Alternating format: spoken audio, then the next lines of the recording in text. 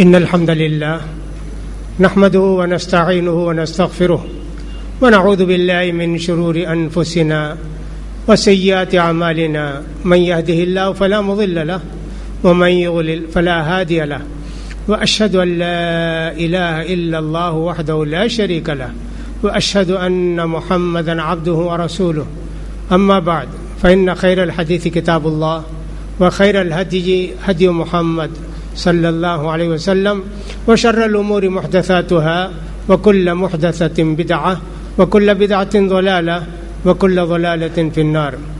يا أيها الذين آمنوا اتقوا الله حق تقاته ولا تموتن إلا وأنتم مسلمون. يا أيها الناس اتقوا ربكم الذي خلقكم من نفس واحدة وخلق منها زوجها وبث منهما رجالا كثيرا ونساء واتقوا الله الذي تساءلون به والأرحام إن الله كان عليكم رقيبا. يا أيها الذين آمنوا اتقوا الله وقولوا قولا سديدا يصلح لكم أعمالكم ويغفر لكم ذنوبكم ومن يطع الله ورسوله فقد فاز فوزا عظيما. ويقول سبحانه وتعالى في محكم تنزيله: أعوذ بالله من الشيطان الرجيم بسم الله الرحمن الرحيم الف لام میم ذلك الكتاب لا ريب فيه هدى للمتقين. دینی بھائیوں اور دینی بہنوں کے لیے رمضان مبارک ہو. اللہ تعالیٰ سے دعا ہے کہ اللہ تعالیٰ ہمارے اس رمضان کو اس سے پہلے کے رمضانوں سے بہتر بنائے. جتنی عبادتیں ہم پچھلے رمضانوں میں کرتے تھے اس سے بھی زیادہ عبادت کرنے کی اللہ تعالی ہم سب کو توفیق نصیب فرمائے. قبل اس کے کہ ہم کچھ باتیں عرض کریں، چند باتیں ضروری ہیں، ان کو سماعت فرمائیں. یہاں IRGC میں حسب معمول 8:15 بجے نماز شروع ہوتی ہے عشاء کی. 8:35 8:30 پر 5 کے قریب تراویح کی نماز شروع ہوتی ہے جو 10 بجے تقریباً ختم ہو جاتی ہے. پھر اس کے بعد 40-45 منٹ تک، پونے گھنٹے تک تقریباً بیان ہوتا ہے. پورے رمضان کا ایسے ہی معمول ہے تقریباً. دوسری بات یہ ہے کہ ہمارے یہاں پارکنگ کے لیے جگہ نہیں ہے. لوگوں کی بہت خواہش ہے آنے کی، بہت سارے لوگ مجبور ہیں، نہیں آ پاتے ہیں پارکنگ نہ ہونے کی وجہ سے. لیکن جو لوگ ہیں آتے ہیں 2 ویلر وغیرہ سے، ان سے درخواست کی جاتی ہے کہ راستے کا خیال کریں، جہاں چاہے 2 ویلر نہ روکیں. اسلام کی ایک تعلیم یہ بھی ہے کہ راستے سے تکلیف دینے والی چیزوں کو ہٹاؤ. یہ نہیں کہ راستے میں تکلیف دینے والی چیزوں کو رکھو، ایسا نہیں ہونا چاہیے. اس لیے اس کا ضرور خیال کریں کہ صاحب کسی کو ہماری وجہ سے تکلیف نہ ہو. بھلے سے آپ کو ذرا دور ہی پارکنگ کرنا پڑے تو وہ بہتر ہے. تیسری بات یہ ہے کہ ادھر بازو کی جو گلی ہے وہاں مہربانی فرما کر اپنے 2 ویلر نہ روکیں. کچھ بیوقوف قسم کے لوگ رہتے ہیں، کچھ بد اخلاق لوگ رہتے ہیں، وہ اعتراض بھی کرتے ہیں اور نہیں ماننے کی صورت میں عام طور پر ہوا نکال دیتے ہیں. ایسی شرارت عام طور پر کرتے ہیں. خاص کر لڑکیوں کو، عورتوں کو تکلیف ہوتی ہے جو 2 ویلر سے آتی ہیں جاتی ہیں تو معلوم ہوا کہ سب ہوا خالی ہے. لہذا اس بات کا خیال رکھیں کہ وہاں ہرگز بازو کی گلی میں جہاں وہ کچرے کی ٹوٹی رکھی ہوئی ہے وہاں ہرگز 2 ویلر اس گلی میں نہ روکیں. تیسری بات یہ ہے کہ تراویح کا بڑا ثواب ہے، لیکن یہ ثواب اس کو ملے گا جو پابندی سے تراویح پڑھتے ہیں. 2 رات 4 رات نماز پڑھے چھوڑ دیا، ویسے لوگوں کو ثواب نہیں ملے گا. اللہ کے پیارے رسول نے یہ نہیں فرمایا کہ 2-4 رکعت تراویح پڑھ لینے سے ثواب ملے گا، بلکہ فرمایا من قام رمضان ایمانا واحتسابا غفر له ما تقدم من ذنبه. جو آدمی کے رمضان کے تراویح کا اہتمام کرتا ہے اس کے سارے گناہ معاف ہو جاتے ہیں. لہذا آدمی کو تراویح پابندی کے ساتھ پڑھنا چاہیے اور پوری تراویح اس کو پڑھنا چاہیے، اس کا خیال رکھیں۔ اور جس کو تراویح کا اہتمام کرنا ہے اس کے لیے یہ بھی ضروری ہے کہ جلد سے جلد عشاء کی نماز کو پہنچ جائے تاکہ تراویح مکمل اس کو مل سکے۔ چوتھی بات یہ ہے کہ شروع ہی میں بتا دیں تاکہ بعض لوگوں درمیان میں ایسا ہوتا ہے، پہلی صف میں آ کر کھڑے ہوتے ہیں، ان کو خواہش رہتی ہے لیکن 2 رکعت پڑھے نکل جاتے ہیں، 4 رکعت پڑھے نکل جاتے ہیں، تو صف میں اس طرح خالی جگہ ہوتے جاتی ہے۔ اب وہ آتے ہیں نہیں آتے ہیں، دوسرے لوگ کھڑے ہونے کے لیے بھی سوچتے رہتے ہیں۔ لہٰذا اگر آپ کو کوئی ضرورت ہے، آپ جانے والے ہیں، تو آپ کو چاہیے کہ کہیں کنارے جا کر کھڑے جہاں سے جانا آسان ہو، نکلنا آسان ہو، یا پیچھے جائیں۔ ایسا نہیں ہونا چاہیے کہ پہلی صف میں آپ کھڑے ہوں اور 2 رکعت پڑھ کے نکل جائیں، 4 رکعت پڑھ کے نکل جائیں، اس بات کا بھی خیال رکھیں۔ پانچویں بات یہ ہے کہ کچھ لوگوں کی عادت ہوتی ہے ہر 2 رکعت میں باہر جانا اندر آنا، اندر جانا باہر جانا، یہ عادت ہوتی ہے۔ یہاں نماز پڑھنے والوں کو تشویش ہوتی ہے، پریشانی ہوتی ہے۔ یہاں ہماری مسجد میں اتفاق سے جو گیٹ ہے وہ قبلے کی طرف پڑتا ہے، جو بھی آتے ہیں سب ہمارے اوپر سے گزرتے جاتے ہیں، لہذا صبر سکون کے ساتھ اطمینان کے ساتھ نماز پڑھنا چاہیے۔ کسی کو پیاس لگتی ہے اس کو پانی کی بوتل رکھ لینی چاہیے اپنے پاس، وہیں بیٹھے بیٹھے پی لے گا، پانی ساتھ رکھنے میں کوئی حرج نہیں۔ جن کو 2 رکعت میں پانی پینا پڑتا ہے وہ نہیں کہ صاحب یہاں گئے ادھر گئے ادھر گئے، اپنے پاس رکھیے چھوٹی سی بوتل، پانی پی لیا کیجئے، تو دوسروں کی عبادت کا بھی آپ خیال رکھیں گے تو یہ زیادہ آپ کے لیے بہتر ہے۔ تو لہٰذا ان ساری باتوں کا آپ خیال رکھیے۔ اس سے پہلے رمضانوں میں جو نماز ہوتی تھی، تراویح میں جو قرآن مجید کی آیتیں تلاوت کی جاتی تھیں، ان میں سے کچھ آیتیں لے کر ان کی تفسیر بیان کی جاتی تھی۔ کئی سالوں سے یہی معمول تھا، لیکن اس سال سوچا گیا کہ قرآن مجید کی تفسیر نہ بیان کر کے چند آیتوں کی چند موضوع اور ٹاپک لے لیں، اسی پر بولتے رہیں، 1 دن ہو جائے، 2 دن ہو جائے، 3 دن ہو جائے، ویسے ہم نے سوچا ہے، ہو سکتا ہے کہ اسی پر ہم عمل کریں۔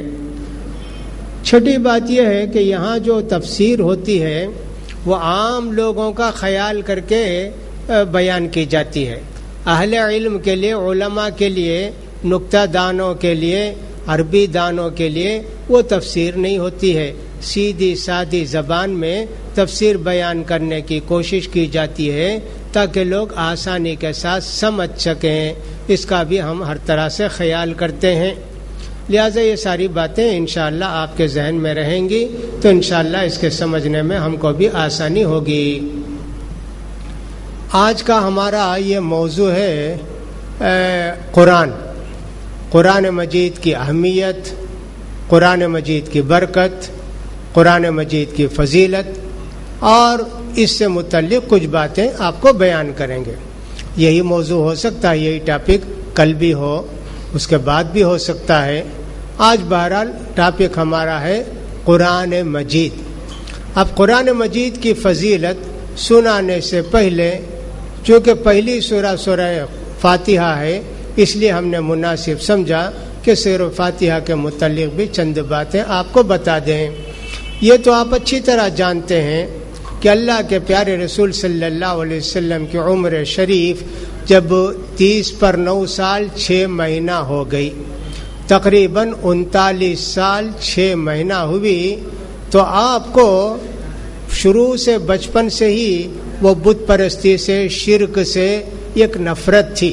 کبھی بھول کر بھی آپ نے کسی بت کی پوجا نہیں کی، کبھی بھول کر بھی کوئی غلط کام آپ نہیں کیے، لیکن جب پہلے ہی سے ایک طرف سے اللہ کی طرف دھیان، کون اس جہان کو پیدا کیا، اللہ کی طرف دھیان، جب اتنی عمر ہو گئی تو مکے سے کچھ فاصلے پر پہاڑ میں ایک غار ہے۔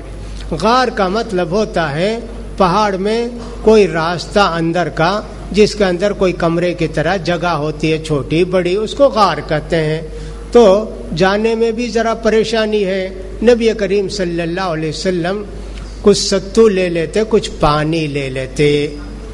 عربوں کے ہاں کھانے کا رواج عام طور پر ستو, کھجور, یہی سب تھا.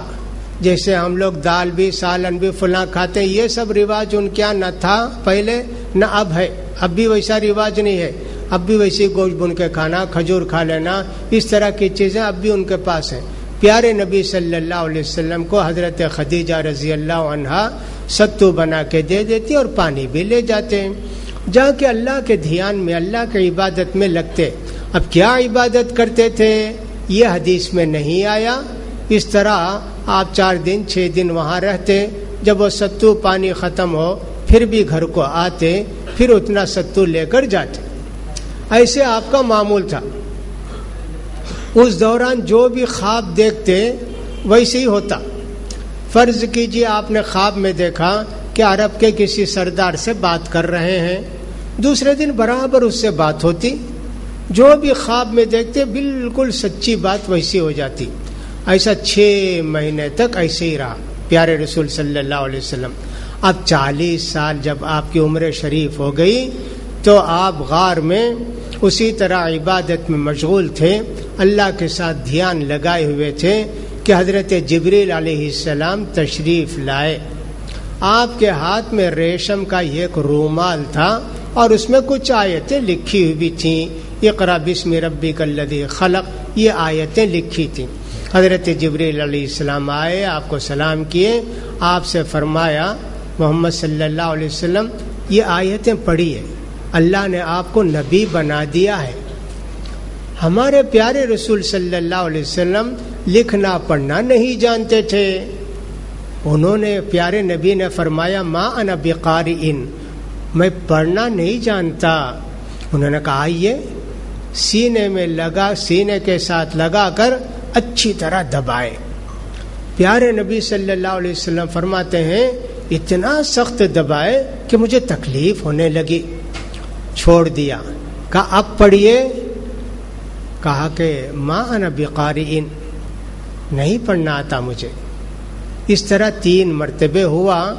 پھر اس کے بعد حضرت جبریل علیہ السلام پڑھ کے آپ کو سنائے اور آپ نے ان آیتوں کو یاد کر لیا. اس طرح نبی بن گئے. اب یہ کون سی تاریخ تھی جب آپ نبی بنے؟ یہ حدیث میں کہیں نہیں آیا. البتہ یہ معلوم ہوتا ہے کہ رمضان مبارک کا پیارا مہینہ تھا. اللہ کی سب سے پیاری کتاب, سب سے پیارے رسول, سب سے پیاری جگہ اور سب سے پیارے مہینے میں نازل ہوئی.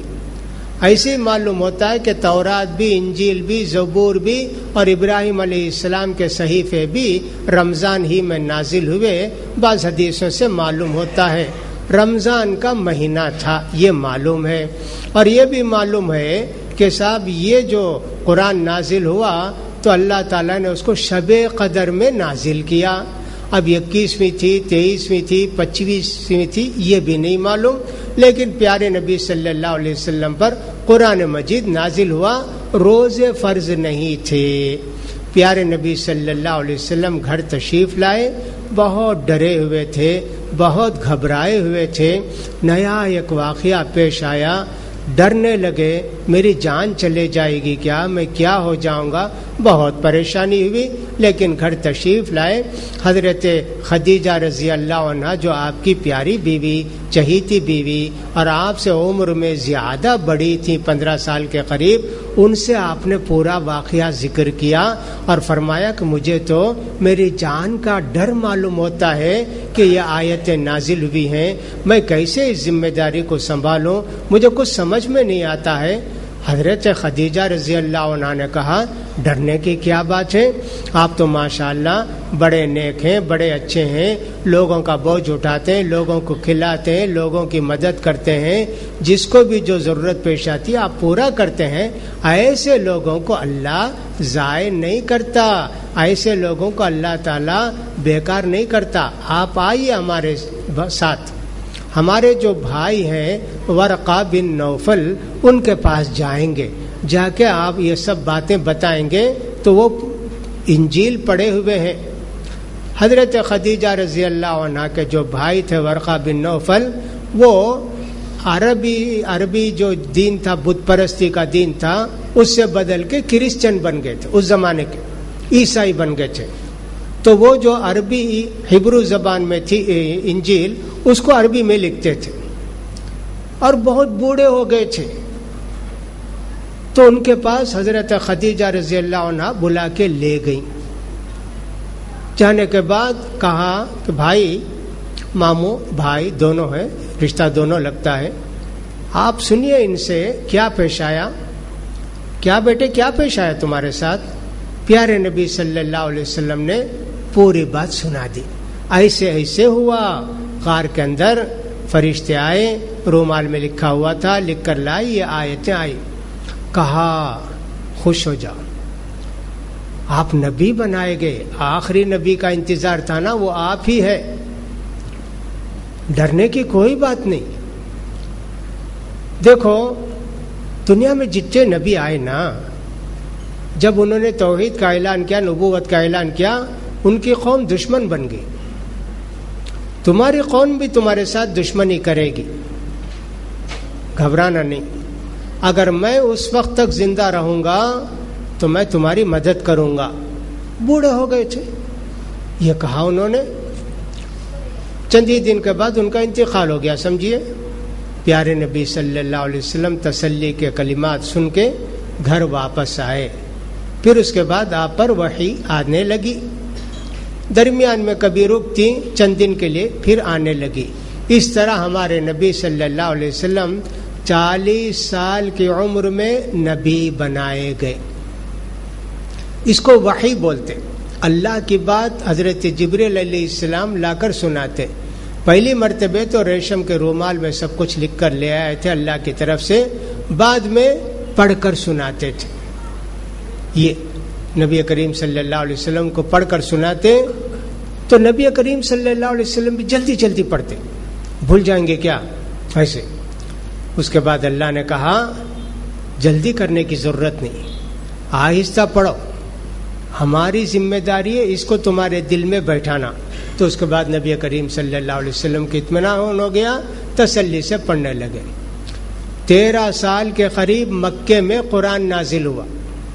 جب تک مکے میں تھے آپ، نازل ہوتا رہا قرآن، اور اللہ کے پیارے رسول جو بھی نازل ہوتا قرآن فوراً اس کو لکھا دیتے تھے، اس کو محفوظ کر لیتے تھے.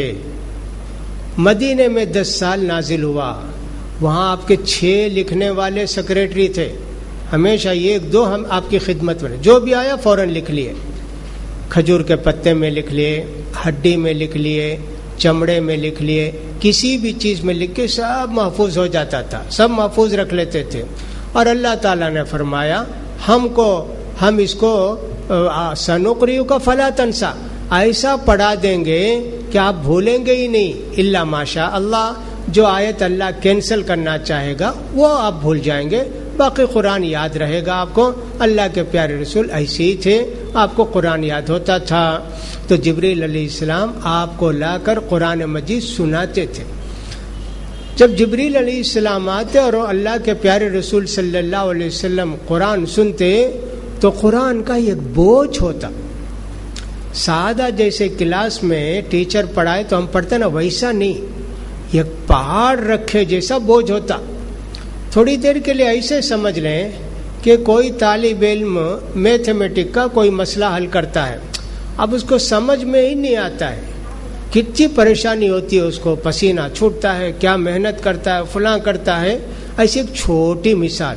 لیکن اللہ کے پیارے رسول صلی اللہ علیہ وسلم پر جب قرآن نازل ہوتا تھا، جنوری کا مہینہ سمجھیے، دسمبر کا، عرب کے اندر بڑی سخت سردی، خاص کر مدینے کے اندر تو بڑی سخت سردی پڑتی ہے. اس دن بھی، ایسی سردی کے دن بھی آپ پسینہ پسینہ ہو جاتے، اتنی تکلیف ہوتی. اس کو اپنے دل میں جماتے تھے. قرآن کا اتنا وزن، اتنا بوجھ ہوتا تھا. اگر اونٹنی کے پیٹھ پر بیٹھے ہیں، جب بھی حضرت جبریل علیہ السلام لے کر آتے وحی، اونٹنی بھی کھڑی نہیں ہوتی، بیٹھ جاتی تھی. اتنا بوجھ. اتنا وزن اس قرآن مجید کا، اتنا وزن، اتنا بھاری پن، اتنا بڑپن تھا. اس طرح پیارے نبی صلی اللہ علیہ وسلم پر 23 سال میں قرآن مجید نازل ہوا. اتنی پیاری کتاب کے متعلق ہم کو معلوم ہونا چاہیے یہ پیاری کتاب کیسے آئی، اس کے اندر کیا ہے، یہ سب ہم کو معلوم ہونا چاہیے. پیارے نبی صلی اللہ علیہ وسلم پر آخر میں جو آیت نازل ہوئی وہ وَاتَّقُوا يَوْمًا تُرْجَعُونَ فِيهِ إِلَى اللَّهِ ثُمَّ تُوَفَّى كُلُّ نَفْسٍ مَا كَسَبَتْ وَهُمْ لَا يُظْلَمُونَ. سورہ بقرہ کی آیت یہ نازل ہوئی، اللہ سے ڈرو جن کی طرف تم کو لوٹ کر جانا ہے. یہ آیت نازل ہوئی. اس کے بعد پیارے نبی صلی اللہ علیہ وسلم 2 مہینے کے قریب تھے، اب اللہ کے پاس پہنچ گئے. لیکن جو عرفات کے میدان میں نازل ہوئی الیوم اکملت لکم دینکم واتممت علیکم نعمتی ورضیت لکم الاسلام دینا، اس کے بعد کوئی نیا حکم نازل نہیں ہوا، یہ ختم. آخری آیت واتقوا یوما ترجعون فیہ الی اللہ ثم توفی کل نفس ما کسبت وہم لا یظلمون، یہ آخری آیت یہ نازل ہوئی. تو لہذا پیارے نبی صلی اللہ علیہ وسلم کے زمانے میں سارے لوگ یاد کر لیتے تھے، ہر شخص حفظ کر لیتا تھا، یہاں تک کہ عربوں کا حافظہ بہت قوی. پیارے نبی صلی اللہ علیہ وسلم کے صحابہ جاتے تھے جنگ میں تو جہاں بھی پانی کا گڑھا ہوتا وہاں پڑاؤ کرتے، نہا لیے، دھو لیے، پی لیے، پڑاؤ کرتے تھے. تو صحابہ جہاں رہتے تھے وہاں ایک چھوٹے بچے تھے جن کی عمر 7-8 سال تھی، وہ کافر کے بچے تھے. تو وہ دیکھتے یہ لوگ صحابہ آتے، کھڑے ہوتے، نماز پڑھتے، کیا کیا پڑھتے تو ان کو یاد ہو جاتا. اور قرآن مجید عجیب و غریب کتاب ہے، یاد ہو جاتی ہے. ہم لوگوں کو عربی تھوڑی معلوم ہے ہندوستان میں رہنے والوں کو، لیکن قرآن مجید دیکھیے کتنے بچوں کو یاد ہے، چھوٹے چھوٹے بچوں کو یاد ہے، اور ایک مرتبہ یاد ہوگی تو ہمیشہ یاد رہتی ہے. تو وہ چھوٹے بچے کافر ہیں تب بھی ان کو سب آیتیں یاد ہو گئیں. جب اللہ کے پیارے رسول صلی اللہ علیہ وسلم مکہ فتح کی 8 ہجری میں مدینہ آ کر 8 سال ہو گیا تو اس وقت پیارے نبی نے مکہ فتح کیا، کافروں پر حملہ کر کے بت پرستی سے مکے کو پاک کیا، کعبے کو پاک کیا. تو اس کے بعد مدینے کو سب لوگ آنے لگے، ہم بھی قبول کرتے اسلام، ہم بھی قبول کرتے اسلام. تو لہٰذا یہ لوگ بھی آئے. تو نبی کریم صلی اللہ علیہ وسلم نے پوچھا بھئی تم میں سے سب سے زیادہ قرآن کسے یاد ہے؟ قرآن یاد ہے کہ کسی کو؟ اس بچے نے کہا اللہ کے رسول مجھے یاد ہے. سب پڑھ کے سنائے، اللہ کے رسول نے تم ہی امام ہو جی. 8 سال کا بچہ، اور پیارے رسول نے ان کی قوم کا ان کو امام بنا دیا. لہٰذا دیکھیے قرآن مجید اللہ کے پیارے رسول صلی اللہ علیہ وسلم پر ایسے نازل ہوا. سب سے آسان یہ تھا کہ پیارے نبی صلی اللہ علیہ وسلم کے پاس آ کے حضرت جبریل علیہ السلام پڑھ کر سناتے قرآن مجید، آسانی کے ساتھ یاد ہو جاتا. کبھی کبھی جیسے گھنٹی بجتی ہے ٹن ٹن ٹن ٹن ٹن ٹن ایسے ویسے آتا، ویسے وحی آتی. پیارے نبی صلی اللہ علیہ وسلم کو اسی میں زیادہ پریشانی تکلیف ہوتی ہے سمجھنے میں، اس کے الفاظ کو کرنے میں. آج تو خیر کمپیوٹر کا زمانہ ہے، فلاں کا زمانہ ہے. ہم اپنے بچپن میں دیکھتے تھے ٹیلی گراف جو بھیجتے تھے کٹ کٹ کٹ کٹ کٹ کٹ کٹ ایسا آواز آتی تھی، وہ بناتے جاتے یہ سی یہ فلاں بناتے جاتے، پورا جملہ بنتے جاتا. وہ ایک علم تھا کہ صاحب یہ آواز اتنی بار آئی تو یہ، اتنی بار آئی تو بی، اتنی بار آئی تو سی، وہ ان کے پاس حساب تھا. اس طرح جو پرانے لوگ ہیں وہ جانتے ہیں ٹیلی گراف میں ایسے ہوتا تھا. ویسے پیارے نبی پر بھی وحی آتی تھی، پیارے نبی صلی اللہ علیہ وسلم اس کو اچھی طرح سمجھ کے یاد کر لیتے تھے. قرآن مجید میرے بھائیوں اللہ کے پیارے رسول صلی اللہ علیہ وسلم پر ایسے نازل ہوا. اب قرآن مجید جو کچھ ہمارے پاس ہے اس میں ایک حرف ہم زیادہ بھی نہیں کر سکتے، کم بھی نہیں کر سکتے. حدیث میں معنی بیان کر دیتے، عربی میں ذرا بدل کر بھی جائز ہے، لیکن قرآن کا کوئی بھی لفظ بدل نہیں سکتے ہم. جیسا ہے ویسا ہی، جتنا ہے اتنا ہی پڑھنا چاہیے. دوسری بات جو ضروری ہے ہمارے لیے ہندوستان میں رہنے والوں کو، قرآن پڑھنا چاہیے تجوید کے ساتھ. ایسا نہیں کرنا چاہیے جیسے انگریزی کا اردو کا یا تمل کا لہجہ اٹھا کے یا ان کے حروف اٹھا کے ہم قرآن پڑھیں، ایسا نہیں ہونا چاہیے. ہمارے یہاں IRGC کے اندر الحمدللہ بچوں کو بھی بچیوں کو بھی تجوید کے ساتھ قرآن سکھاتے ہیں. تھوڑا تھوڑا ہی سکھاتے ہیں، لیکن چند دن سکھانے کے بعد بچے خود سے پڑھنے لگتے ہیں. تجوید کا کیا مطلب ہے؟ یعنی کہ پروننسیشن جیسے ہوتا ہے ویسا ہی اس کو ہونا چاہیے. جیسے ہم نے کہا الحمد للہ رب العالمین، اگر کوئی آدمی اس کو الحمدللہ رب العالمین پڑھے تو نہیں ہوتا. امام شافعی رحمۃ اللہ علیہ فرماتے ہیں قرآن کو اگر تجوید کے ساتھ نہیں پڑھتا ہے نماز میں، اس کی نماز نہیں ہوتی ہے. لہذا ہم لوگوں نے بہت غفلت کی. یہ کوئی مشکل کام نہیں تھا، کہاں سے کون سا لفظ نکلتا ہے اسی کو تجوید کہتے ہیں. لہذا انسان کو چاہیے کہ مخرج کے ساتھ جہاں سے جو لفظ ادا ہونا چاہیے ویسے پڑھے.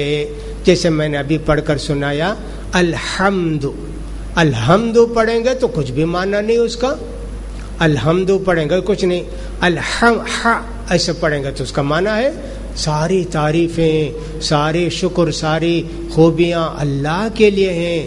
رب العالمین، رب العالمین پڑھیں گے تو صاحب معنی کچھ نہیں ہو جائے گا. اس طرح قرآن مجید کے اندر ہے، تو قرآن مجید کو ویسے ہی پڑھنا چاہیے. دوسری بات یہ کہ رمضان کا مہینہ آتا ہے تو لوگ کہتے ہیں صاحب میں 30 قرآن تو ختم کرتا ہوں، بس پڑھتے پڑھتے پڑھتے 30 مرتبہ ختم کر دیتے. جس کو ہم کیا کہیں، کون سی اسپیڈ کہیں نہیں معلوم. اللہ کے پیارے رسول صلی اللہ علیہ وسلم کے ایک صحابی تھے، ان کا نام تھا عبداللہ بن عمرو بن عاص. باپ بھی مسلمان، بیٹے بھی مسلمان، اور بیٹے بڑے عبادت گزار. وہ قرآن پڑھتے تھے اور ایک دن میں پڑھتے تھے، رات دن پڑھ پڑھ کے ختم کرتے تھے. شادی ہونے کے بعد بھی رات میں تہجد پڑھے پڑھے پڑھے پوری رات، دن میں روزہ. نبی کریم صلی اللہ علیہ وسلم نے ان کو بلا کے کہا دیکھو جی ایسے نہیں کرنا، ایک مہینے میں ایک بار قرآن ختم کرو، ایک جز سمجھیے نا. انہوں نے کہا اللہ کے رسول بہت دن اور اتنے دن میں نہیں، میں جو ہے ابھی جلدی ختم کر لیتا ہوں اللہ کے رسول. آپ نے کم کیا، کہا چلو جی ایک ہفتے میں پڑھ کے ختم کرو. کہا نہیں اللہ کے رسول یہ بھی بہت زیادہ ہے، اور دیجیے. کہا آخری 3 دن سے جلدی اگر ختم کرے تو تمہاری عبادت قبول نہیں، تمہاری پڑھنے کا ثواب نہیں تم کو، ایسے فرما دیا. اس نے سمجھا نہیں جو 3 دن سے پہلے. تو قرآن رمضان میں 10 مرتبہ کے ختم کرتا تو الحمدللہ. بعض کتابوں میں لکھا ہے کہ ہماری گھر کی عورتیں بھی ایک رمضان میں 60-70 مرتبہ قرآن مجید ختم کرتی ہیں. کیا فائدہ بھائی؟ اللہ کے پیارے رسول نے تو فرمایا کہ جس نے 3 دن سے پہلے قرآن مجید کو پڑھ کر ختم کر دیا اس نے سمجھا نہیں. حضرت عبداللہ بن مسعود ایک صحابی تھے، ان کے پاس آ کر ایک آدمی نے پوچھا حضرت آپ کتنے دن میں قرآن ختم کرتے ہیں؟ کہا بھائی 1 مہینے میں ختم کرتا ہوں. کہا آپ 1 مہینے میں تو ایک دن میں ختم کرتا ہوں. کہا یہ کوئی شعر و شاعری ہے کیا؟ پک پک پک پک پک پڑھتے چلے جاؤ گے؟ یہ تو قرآن ہے جی، اللہ کا کلام ہے، تم ایسے ہو. ڈانٹے اس کو. تو معلوم یہ ہوا کہ صاحب قرآن ٹہر ٹہر کر پڑھے. تو رمضان میں کچھ لوگوں کی عادت ہوتی ہے کہ صاحب پڑھتے چلے جاتے ہیں بہت اسپیڈ کے ساتھ. سننے والے کو بھی سمجھ میں نہیں آئے گا، پڑھنے والوں کو بھی سمجھ میں نہیں آئے گا کیا پڑھ رہے ہیں. بعض لوگوں کو غلط مسئلے لوگوں نے بتا دیے. ہمارے ہاں بھی کبھی کبھی اس طرح کے لوگ آ جاتے ہیں، غلط مسئلہ اس لیے بتا دیے، اب ان کو پڑھنا نہیں آتا ہے. ان سے کہنا چاہیے بھی پڑھو، کسی کے پاس جا کے سیکھ جاؤ، ہونا چاہیے. اور علم سیکھنے میں شرم نہیں ہونا چاہیے میرے بھائی. اللہ کا یہ پیارا کلام ہمارے پاس اللہ نے بھیجا ہے، اس کو پڑھنا نہ آئے تو شرم کی بات ہے، لیکن سیکھنے میں شرم نہیں ہونا چاہیے. عیب کی بات ہے کہ قرآن مجید ہو آپ کے ساتھ پڑھنا نہ معلوم ہو. تو لہٰذا بجائے اس کے ان کو بولتے کہ تم قرآن پڑھنا سیکھو، ان کو بتا دیے پوری سطر میں انگلی پھیرتے جاؤ، پھیرے تو اتنا ثواب مل جاتا. یہاں بھی ہم آ کے دیکھتے ہیں کبھی کبھی اس طرح کے بیچارے آ جاتے ہیں، قرآن کھول کے بڑا قرآن اٹھاتے ہیں، اٹھا کے پوری انگلی پھیرتے ہیں، کوئی ہم میل صاف کرتے ہیں، وہ کیا کرتے معلوم نہیں، انگلی میں پلٹتے پھر پلٹتے، کیا کرتے نہیں. ایک حضرت بولے پڑھنے نہیں آئے تو انگلی پھیرے تو اس کا ثواب ملتا ہے، اس واسطے میں کرتا ہوں. یہاں سے ہوا، میرے سامنے کئی مرتبے ہوا. یہ سب غلط مسئلے بیان کر دیے لوگوں نے. دوسری ایک غلط بات یہ بھی لوگوں نے سمجھا دی، قرآن اللہ کی کتاب، علماء سمجھتے سو پڑھنا نہیں ہمیں، قرآن پڑھے تو گناہ ہوتا، یہ اتنی بڑی کتاب تمہیں پڑھنا نہیں، مانا گنا سمجھنا نہیں، پڑھے تو بھی پڑھ کر رکھ دینا. یہ اللہ تعالیٰ نے کہا کہ صاحب وَلَقَدْ يَسَّرْنَا الْقُرْآنَ لِلذِّكْرِ فَهَلْ مِن مُدَّكِرٍ. سورہ قمر میں اللہ تعالیٰ 4 جگہ بولے کہ قرآن کو ہم نے نصیحت حاصل کرنے کے لیے، معنی مطلب سمجھنے کے لیے آسان بنائے ہیں. ہے کوئی نصیحت حاصل کرنے والا؟ لیکن لوگ ایسا سمجھ گئے، نہیں صاحب، قرآن پڑھنے کی کتاب نہیں ہے، قرآن علماء کے کتاب، علماء کے پڑھنے کی کتاب ہے. حالانکہ قرآن مجید کا ھدی للناس، سب لوگوں کے لیے ہدایت ہے قرآن مجید. عرب کے لوگ کیسے تھے بھائی؟ بکری چلانے والے بدو، وہ لوگ پڑھ کے سمجھے، تو لہٰذا ہم لوگ بھی محنت کریں گے تو پڑھ کر سمجھیں گے. عربی میں ترجمہ کا، اب عربی سے اردو میں ترجمہ، انگریزی میں سب میں ترجمہ بھی ہو گیا. اللہ نے بہت آسان کر دیا کتاب کا سمجھنا. لہٰذا بعض لوگ جو اتنی جلدی پڑھتے ہیں ان کے لیے کوئی جواز نہیں ہے. اور دوسری بات یہ ہے کہ قرآن اگر آدمی سمجھ کے پڑھتا ہے تو اس کو بے حساب اجر و ثواب ملے گا. قرآن سمجھ کے پڑھنے والی کتاب ہے.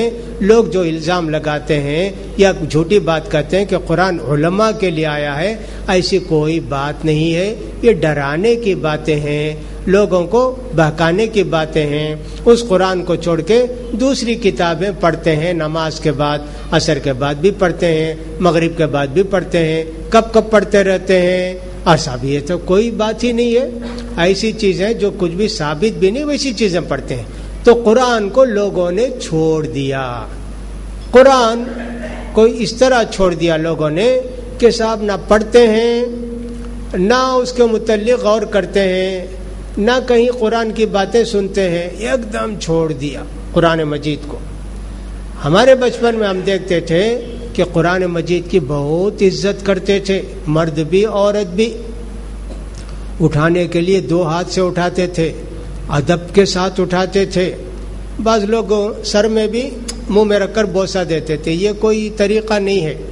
ادب سے اٹھائیے، ادب سے رکھیے. یہ ہے قرآن کو بوسہ دینا، ایسا نہیں ہے. بعض لوگ فوراً قرآن کھولتے فوراً بوسہ دیں گے، پھر اس کا پڑھنا شروع کریں گے. یہ سب کچھ بھی نہیں ہے. قرآن سر پر رکھتے بعض لوگ پڑھنے کے بعد. کیا بھائی؟ وہ دماغ میں اترنے کے واسطے. کیسے اتر جائے گا؟ ایسے لوگ جہالت. قرآن کی عزت کیا ہے؟ قرآن کی عزت یہ کہ اس کے احترام کے ساتھ پڑھیے اور اس کے بعد جو ہے اس کو یاد کرنے کی کوشش کیجیے. جو آیتیں آپ کو یاد ہوں گی، اس لیے کہ حدیث میں آیا ہے کہ جنت کے 6000 سے زیادہ درجے ہیں. جتنی آیتیں ہیں اتنے درجے ہیں. اگر کسی کو پورا قرآن یاد ہے تو سب سے اونچی جنت میں اس کو جگہ ملے گی. اللہ اکبر. ایک آیت پڑھے تو ایک درجہ، ایک آیت پڑھے تو ایک اسٹوری، ایک آیت پڑھے تو ایک اسٹوری. پڑھتے جا اور چڑھتے جا، ایسے ہوگا. لہذا قرآن کا ادب یہ ہے احترام کے ساتھ اس کو پڑھا جائے اور یاد ہو تو یاد کرنے کی کوشش کی جائے. دوسرا مسئلہ قرآن کے متعلق لوگوں نے یہ بھی بیان کر دیا ہے، قرآن اگر غلطی سے ہاتھ سے گر گیا تو نمک تول کر دینا ہوتا. یہ سب کیا مسئلے ہیں؟ جاہلوں کے مسئلے ہیں، کچھ تعلق نہیں. قرآن آپ کے ہاتھ سے گر گیا، آپ اللہ سے معافی چاہیں گے. نمک تول کر دینے کا کیا مسئلہ ہے؟ کوئی مسئلہ ہی نہیں ہے. اسی طرح بعض لوگوں نے قرآن کو چھوڑ دیا اس طرح بھی کہ صاحب جب ضرورت پڑتی ہے تو قرآن کو اٹھا کے دیتے ہیں. یہ قرآن شریف اٹھا کر قسم کھاؤ، تمہیں نہیں بولے بول کر، تمہیں نہیں دیے بول کر. اب اس کے لیے تھوڑی قرآن آیا ہے کہ صاحب قرآن اٹھا کے لوگ قسم کھلاتے رہیں. اس کے لیے تو قرآن نہیں آیا ہے. تو لہٰذا یہ ساری باتیں لوگوں کے اندر آ گئیں. بہرحال ہم دیکھتے تھے اپنے بچپن کے اندر کہ لوگ قرآن کی بڑی عزت کرتے تھے. کہیں بھی قرآن کا پھٹا ہوا کاغذ ہم کو بچپن میں نہیں ملتا تھا. اتنی عزت کے ساتھ رکھتے تھے. وہ جزدان سلاتے تھے, اچھے کپڑے کے سلاتے تھے, اس میں لپیٹ کے رکھتے تھے, پڑھتے نہیں لیکن لپیٹ کے رکھ دیتے تھے.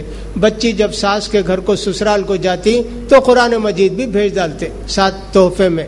اور بعض جگہ نیا گھر بناتے نا, قرآن مجید پکڑ کر چلے جاتے اندر کہ قرآن کی برکت سے گھر میں شیطان ہو تو بھاگ جائے. ایسا سب کرتے تھے, لیکن یہ سب چیزیں ثابت نہیں ہیں حدیثوں سے. لہذا لوگ قرآن کی بڑی عزت کرتے تھے. اگر کہیں ایک ٹکڑا بھی مل جائے تو فوراً اس کو لاتے تھے. کیا کرنا, علماء سے پوچھتے تھے, ایسا ہوتا تھا. بعض بیوقوف قسم کے لوگ ایسے بھی ہیں کہ صاحب قرآن مجید پھٹ گیا, اس کے کاغذ نکل گئے تو لے جا کے قبر کے پاس رکھ دیتے. حالانکہ ایسے نہیں ہے. قرآن مجید کا کوئی کاغذ پھٹ گیا نہیں رکھ سکتے آپ, اس کو سٹا نہیں سکتے. کیا کریں گے, جلا دیجئے اس کو, یا پھر زمین کھود کے دفن کیجئے اس کو. یہ نہیں کہ صاحب کوئی کاغذ ایسے پڑا چھوڑ دیں. نہیں میرے بھائی, قرآن کا کوئی بھی لفظ ہمارے لیے اس طرح نہیں ہے کہ اس کو پھینک دیں چھوڑ دیں.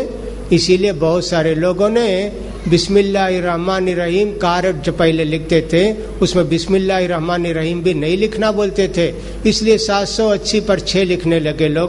حالانکہ 780 پر 6 بسم اللہ کا بدل نہیں ہے, لیکن لوگ کہتے اس میں کافروں کا ہاتھ پڑے گا, بسم اللہ, وہ کاغذ کوئی پھینکے گا, خط پھاڑیں گے, فلاں کریں گے, بسم اللہ مت لکھو. ایسے بول دیے تو لوگ 780 پر 6 لکھنے لگے. اس کا کوئی مطلب نہیں ہے. لہٰذا قرآن کی عزت ہونی چاہیے ہمارے دلوں کے اندر, قرآن کا احترام ہونا چاہیے. یہ عقیدہ نہیں رکھنا چاہیے کہ قرآن اگر گھر میں رکھے تو شیطان نہیں آتا. ایسا نہیں ہے. قرآن پڑھے تو گھر میں شیطان نہیں آتا ہے. قرآن کی برکت سے شیطان نہیں آتا ہے, تو پڑھنے کی برکت سے, رکھنے کی برکت سے تھوڑی ہے. ایسا نہیں ہے. لہذا قرآن مجید کے متعلق ہم کو ساری باتیں معلوم ہونی چاہیے کہ قرآن کیسی کتاب ہے. جب چل کر ہمارے دلوں کے اندر قرآن کی عزت, قرآن کا احترام بیٹھ جائے گا تو قرآن پڑھنے کی خواہش ہوگی, ثواب حاصل کرنے کی خواہش ہوگی, کیا باتیں ہیں جاننے کی خواہش ہوگی. اس طرح پیارے نبی صلی اللہ علیہ وسلم یہ قرآن مجید ہم کو دے کر گئے اور فرمایا دیکھو سنو, میں تم کو 2 چیزیں دے کر جا رہا ہوں, یہ قرآن مجید اور یہ حدیث. جب تک تمہارا تعلق ان دونوں سے رہے گا کبھی تم گمراہ نہیں ہو سکتے.